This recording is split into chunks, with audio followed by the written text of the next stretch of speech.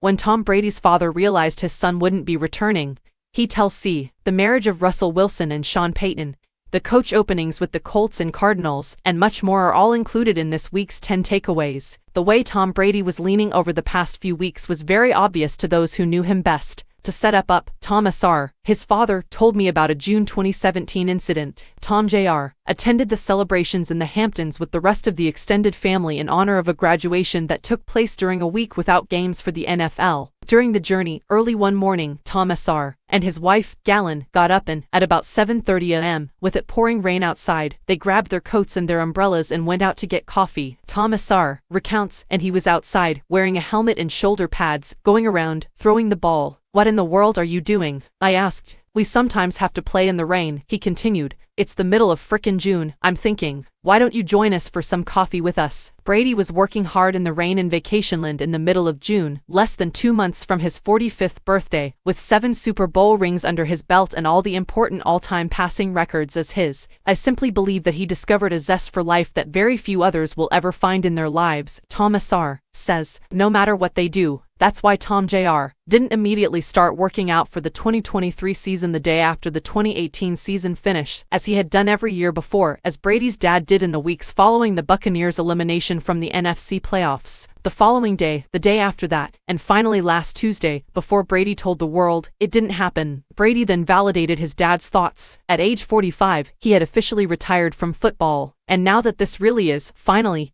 his dad has all the proof he requires. Tom Sr. declares that there are no longer any intentions for or instances of training. Therefore, I believe that he has a complete dedication to taking care of his kids this year. Of course, I don't know as much as the guy's father, but I'm fairly sure this is it, too, even though I think Brady's addiction to football makes it difficult to foresee how the reality in front of him, one without football that I think he's feared to some extent, would play out. If he really is finished, then, in the global history of professional sports, he had one of the greatest rides and wrote one of the greatest tales, and I reasoned that the man who had been riding shotgun for all these years would be the best person to question about that ride. Naturally, Tom Sr. has a lot of recollections. The first one he raised to me was one that seems quaint and simple now, the call he got from his son while he and Galen were at a convention in London to inform the parents that he made the team. It was no sure thing going into training camp the summer of 2000, with the Patriots carrying a deep quarterback room and a ton of needs elsewhere, and Brady being a 6th-round pick, no, 199. Tom Sr. calls the conversation a spectacular memory for the family. The odds weren't particularly in his favor, and they had 3 pretty well-established quarterbacks with John Freese and Michael Bishop, and, obviously the leader of the band was Drew, he says. That was the very first memory, that was a joyous moment. And then seeing him get into his first game, it was on Thanksgiving in Detroit, and then going on and getting the chance to play the next year was thrilling. And, Tom Sr. continued, winning the Super Bowl that year was beyond any expectations or hopes or dreams that any father could ever have. When it's not the best of circumstances, when you're the guy that has to represent the team and the organization and you're going through it on the public stage, I could not have admired the way he has handled this year more, Tom Sr. says. I know that I could never have performed to that level, and I don't know how he did. I mean, he still had a pretty darn good year, although the team didn't have the success. In the end, Tom Sr. says that's why he and Galen were waiting there for their son in the tunnel at the end of the loss to Dallas, not because they knew it'd be their last chance to see him. It's been a rough